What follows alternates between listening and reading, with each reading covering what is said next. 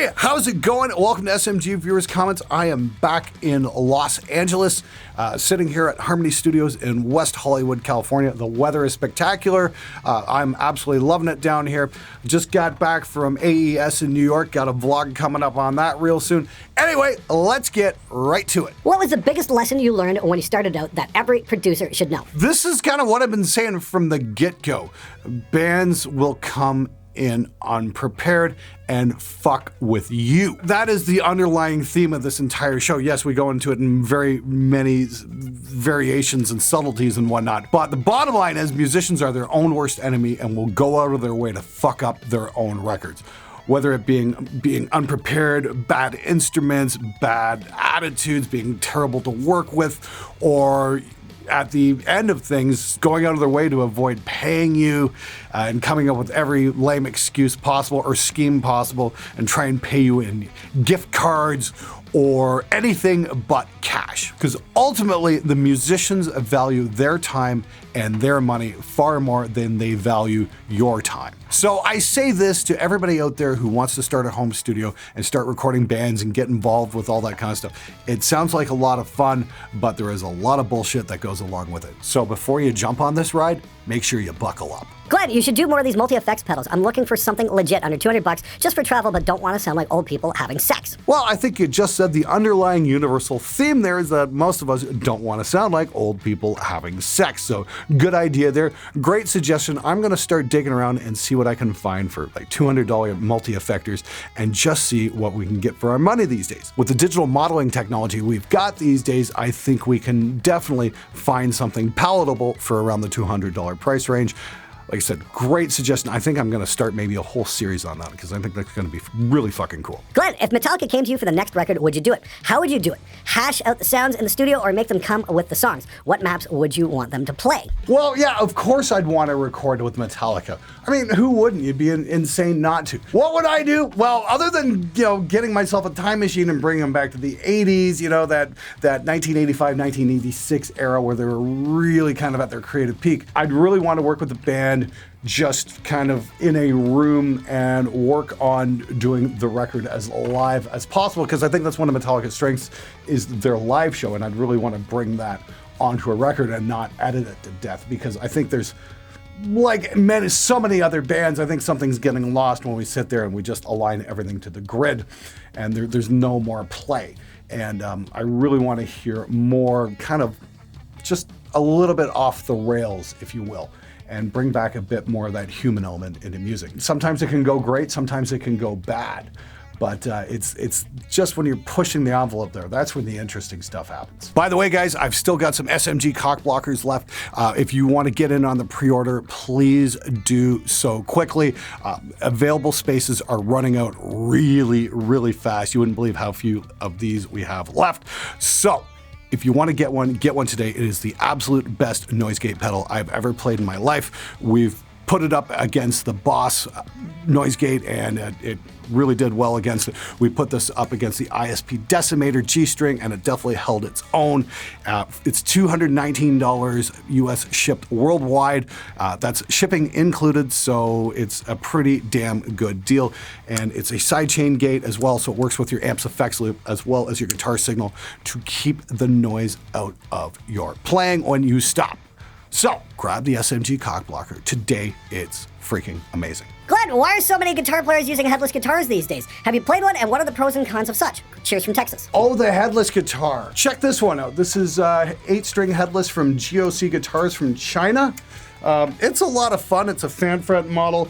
I haven't tried changing the strings out. These look really interesting and might look somewhat time consuming. I got a review coming up on this at some point. It's a very simple guitar, very ergonomic. It's definitely a poor man's Strandberg. It doesn't have the wedge neck behind, but for sitting and playing and just, overall ergonomic comfort, it's great. I'm not exactly sure what's up with headless. I'm not the expert on that. I'm more of a recording guy than a guitar guru. So I would definitely hand this question off to you guys, the viewers, if you've got a comment as to why you think a lot of guitars are going headless. I'd love to hear it. Now, the thing is, headless guitars are really nothing new. They've been around since the 80s with Steinberger. I remember really wanted to get my hands on a Steinberger V back in the 80s like they had at the end of Bill and Ted's Excellent Adventure. And then you go looking for them on eBay and they're like going for thousands upon thousands. Like, yeah, I think I'll pass. Hey Glenn, so I've recently had a debate with an acquaintance who told me that cutting up guitar parts and time aligning them is okay and important for a mix to sound perfect. I told him that the best bands, Pantera, Slayer, Iron Maiden, etc., get their takes done without doing so. He got mad, saying he went to music school and they said to do so and that I should just shut up. I just want your input as to when and where it's okay to cut a performance, or should I just stick to the way I've been doing it and do retakes until I get the perfect one? Wow. Where do I go with this one? Well, first and foremost, your friend sounds like that guy with the degree in piano we did an episode on a couple of years ago. I went to music school. I know what I'm doing. So I'd really love to know what school he went to, and I'd really love to have a chat with the professors that told him to do that thing, because it's fucking bullshit! This is why music sucks these days, is because everything's on rails. Oh, it's gotta be perfect. Perfect is fucking boring! Sure, I get it. You want it time aligned. But are you making it better? I would argue, no, you're not. You're just making it stale. So to your friend, I would say, no, I won't shut the fuck up. I'm gonna go put on records that don't suck. You keep making what you're making and see how well you do with that. And now it's time for the Butthurt of the Week. I unsubscribed from this channel months ago, yet your face keeps showing up in my feed. You're a boring, overblown crybaby, and I'm sick of the words coming out of your cranky mouth. If it's that bad for you, since all you do is complain about everything, I suggest you find another career choice. Oh, I don't know. Every once in a while you get to make a record that really makes all the suffering worth it. It's pretty rare, but it does happen every once in a while. And when it does happen, it is freaking amazing. Hey Glenn, would you consider a competition where viewers are tasked to make a short recording and you would basically critique everyone's work based on technique and quality of the recording? A cock blocker could be the prize for a winner or something. One issue I can think of on top of my head would be guys with huge studio setups might have an advantage, but you have proved many times on your videos that we're in day and age where affordable gear is more than enough to make a good recording. Okay, first and foremost, you're absolutely right with that. You don't need to spend a shit ton of money to get great sounding recordings. I mean, you can get amazing metal guitar sounds like miking up amps and that kind of crap with the really cheap Behringer boards. Go see the video, The Greatest Metal Guitar Recording Trick I Ever Learned. For verification on that, really happy with how all that turned out, and many thanks to Ulrich Wild for sharing that invaluable tip. As for a contest, I've been working on something behind the scenes, and I'm thinking on bringing back oldies but baddies. We're gonna do a different generation this time, and I'm just getting some of the sponsors locked down and how I'm going to do it. I think we're going to have to do, with all the copyright trolls out there these days on YouTube, I think we're going to have to do it with live streams. So I'm going to set up a weekly stream where myself and a guest, we give responses to the music videos provided. And we're going to judge based on that. And I'm going to have a huge set of criteria that have to be fulfilled, because the last contest, which was great, a lot of people got entitled because they felt they put a lot of work into their videos. They felt entitled to the prizes, and, oh, you should have picked me, you should have picked me. And let me be crystal fucking clear here. If anybody pulls that shit this time around, that's grounds for an immediate disqualification, because I don't want to hear that shit. I'm putting on a contest that's great. I'm getting some great prizes. I'm getting some great sponsors to back this thing. There's going to be a lot of fun. But if you pull this whiny bullshit, oh, I should have won because I don't want to fucking hear it. You're fucking out of here, because I just don't have time for that shit. My teacher once said that effort is ugly, and though my teacher was trying to say to not broadcast my effort, I took it as effort is truthful. So I kind of dig this thing. Of course, you're referencing the Melo audio video I did last week that really did exceptionally well. I was very surprised by the overall response that video got. Thank you so much to everybody who watched that video. Very nice to get all that positive feedback. I just want to say this right now in case anybody was following that and was curious to see what the company said. Melo Audio is still a sponsor of the show, and they really appreciated the honest feedback and the whole process that I went through to get to where I got. They offered some alternatives. They had a PDF prepared for actually the bug that I ran into. And I'm like, okay, they need to put that PDF in the packaging and make users aware. So I don't have the Melo Audio TS Mega with me. They agreed to send me a new one, so I'm going to do a follow-up video where I unbox it and see if I can get it going again. So yeah, the process I think is kind of fun.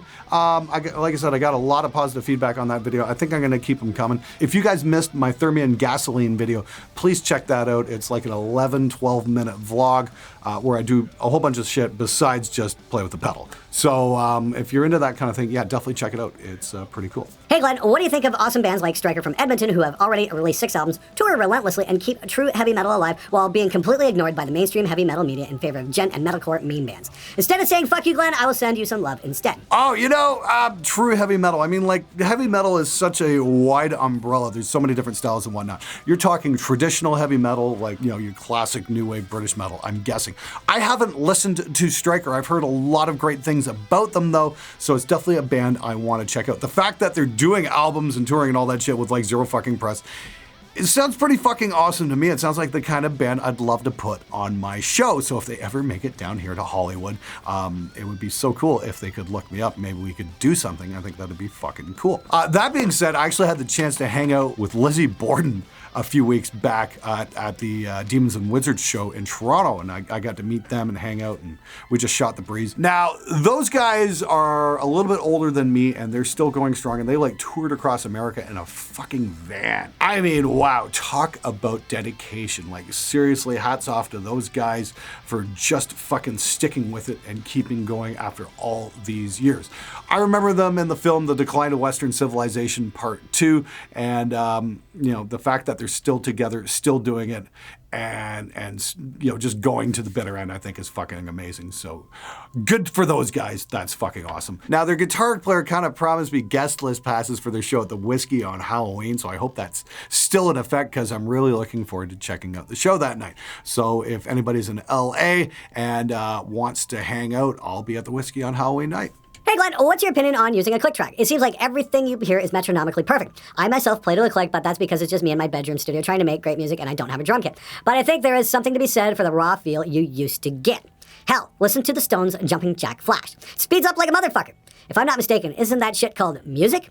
Cheers and fuck you from the deepest, darkest hellhole called Scarborough, the place where rock and roll and metal once ruled. You know, I think that's a great observation. Jumpin' Jack Flash is an absolute classic. It stood the test of time, and yeah, was not metronomically perfect. And the thing is, you know, that song has so much life going on. You can hear the interplay of the musicians, something that is sadly lacking on a lot of metal records these days.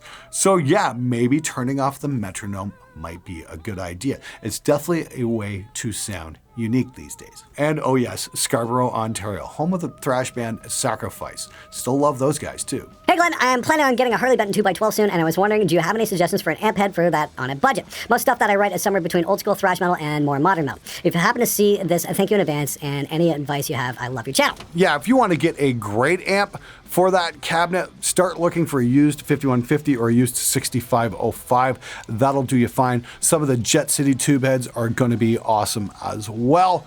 And Blue Guitar just put out the Amp 1 Iridium Edition. That's about $800, and I'm going to be demoing that here in the studio in the next few days. I can't wait to get my hands on that one.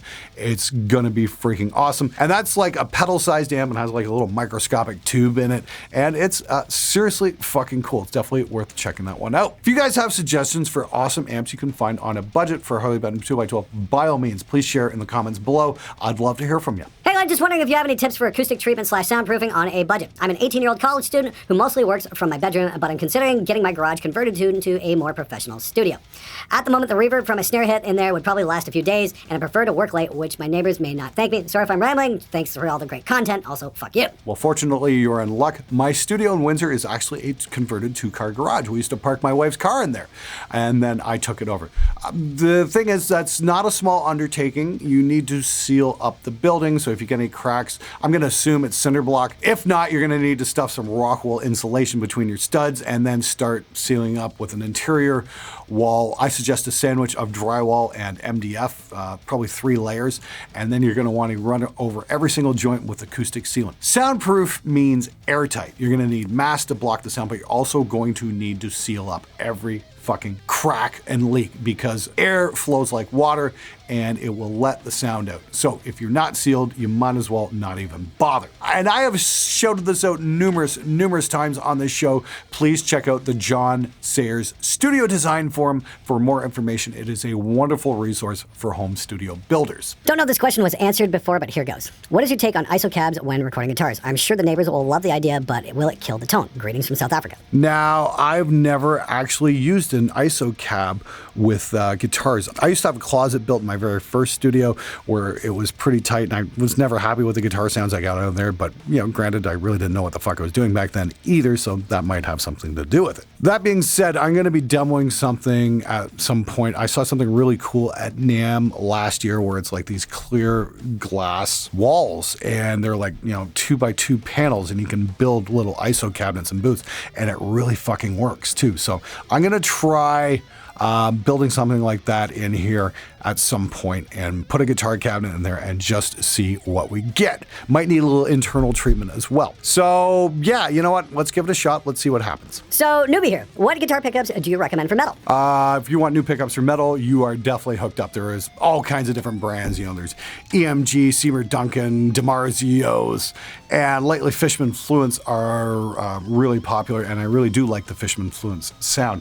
I've got this super cool guitar from Solar Guitars, and I dropped some Keith Merrow signature pickups into this thing, and it is pretty freaking amazing. Super thrilled with that. I just want to give a big shout out to my very good friend Ken Susi at Fishman Fluence for hooking me up with this. That GOC guitar I pulled up earlier, I've got a set of Fluence for that as well, which I think is going to be really fucking cool, but I got to demo that guitar first before I can swap out the pickups. So stay tuned for that. Hey Glenn, when will your wife appear on a video? Hey, feel free to ask her yourself. I've asked her to do several times, but she's a little bit camera shy, so I can't see that happening anytime soon. I'm not even allowed to reference her most of the time. I will say this though, I met her in 1987. We dated a little bit in high school, then we dated when I was in a band, and we've been together full-time since 1996. She's a gamer girl. She's an awesome person. She's a lot of fun to hang out with. Just don't play her head-to-head in Quake 2 because she's a real sore loser. Oh, and that's the only time we ever played head-to-head. Yeah, man, make fun of those 16-year-old kids. That's how we know you're cool. Clearly, you have not been paying attention. I've said this many times over the years. I knew at a young age I was never going to be cool. All right, everybody, that's it for this episode. Once again, thank you so much for watching. If you haven't, please hit the subscribe button. It really helps out the show. And if you're still interested, we've still got a few of the SMG Cockblocker noise gates available up for grabs. They're not going to last much longer, so get in on the pre-order today. And to everybody who purchased one already, thank you oh so much. They're going to be coming to you guys real soon. Thanks again for watching, and until next time, let's make some great music together.